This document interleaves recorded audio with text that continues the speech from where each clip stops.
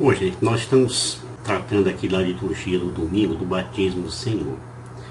Então eu queria expandir um pouco mais sobre o batismo.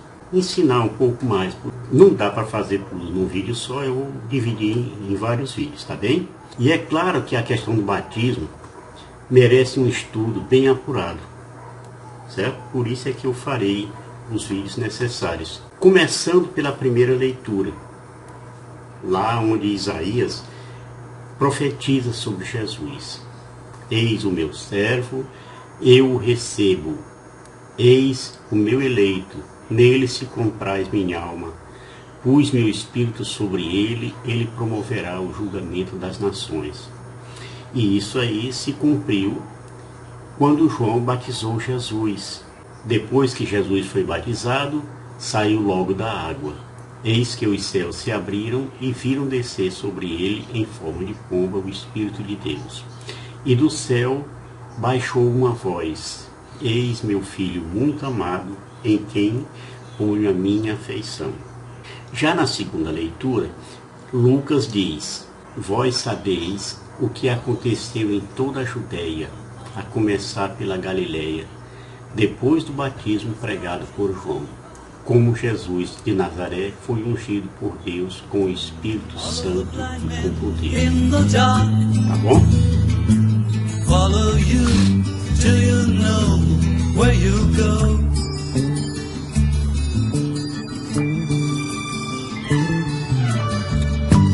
All of the travelers on the road.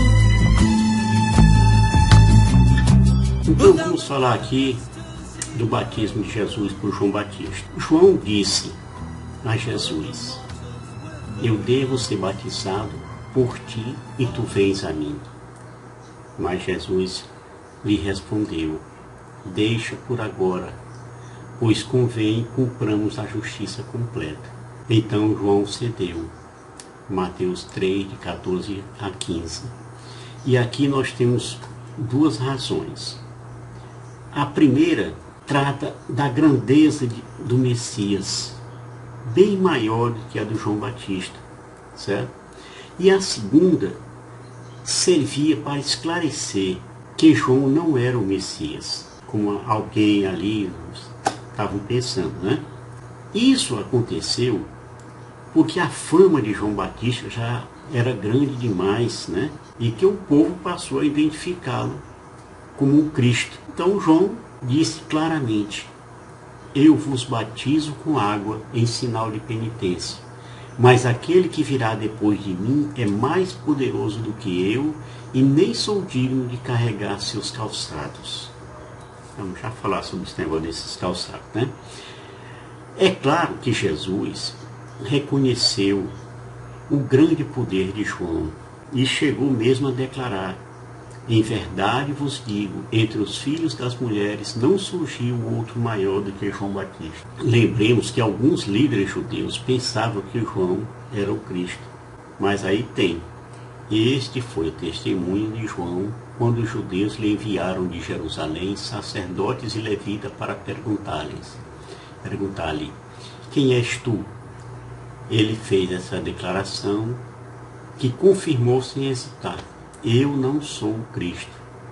João 1, de 19 a 20.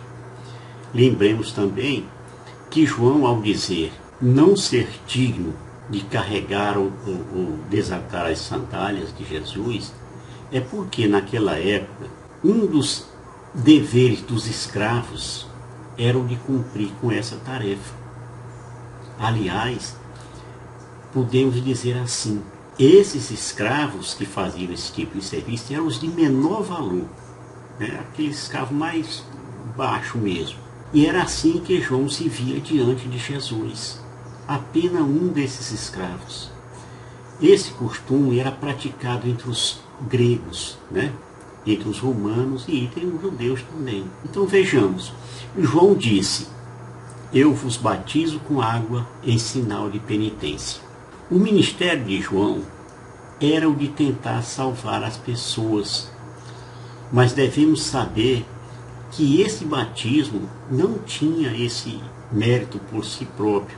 Esse batismo de João era um símbolo do arrependimento, tá? E não o próprio arrependimento, entendeu? Era símbolo do arrependimento, mas não era o arrependimento. De certa forma, ele era algo que servia para atrair a atenção do povo, né? Preparando e também orientando para, no fim, receber o batismo real, ou seja, o batismo de Jesus, o ministério espiritual do Messias. Só nesse ministério reside o poder real, a verdadeira vida que o batismo com água, ou seja, o ministério pessoal de João, jamais poderia produzir. Outro tópico, João disse: ele vos batizará no Espírito Santo e no fogo. E aqui nós podemos interpretar de várias formas. Por exemplo, alguns creem tratar-se de dois batismos, um do Espírito e outro do fogo, tá? E que esse último provavelmente se referia ao juízo final, o batismo de fogo, né? Ou até mesmo do inferno. E foi assim que interpretaram Orígenes e outros pais da igreja, né? Pais da igreja eram os líderes e teólogos cristãos que viveram nos primeiros séculos do cristianismo, final do século I até o século VI ou VII.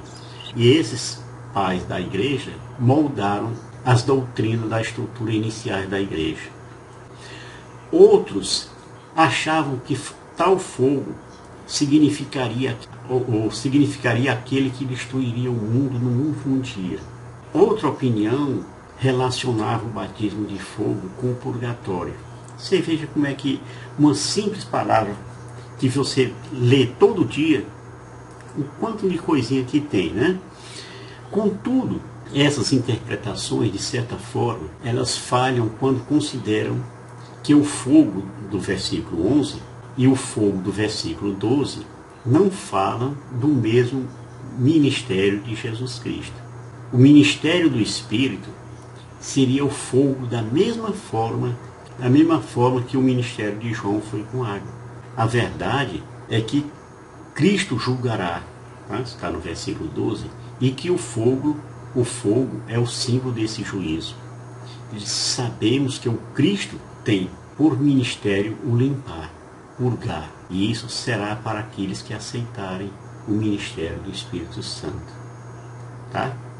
Outra interpretação, que talvez seja a mais aceita, é a de que o fogo, que está lá no versículo 11, indicaria o caráter do batismo do Espírito.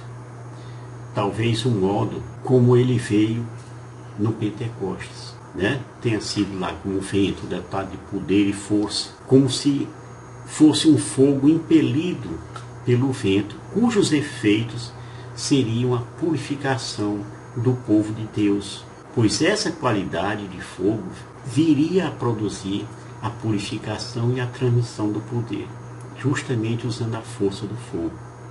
Então, dessa forma, nós temos uma dupla referência aos efeitos do fogo.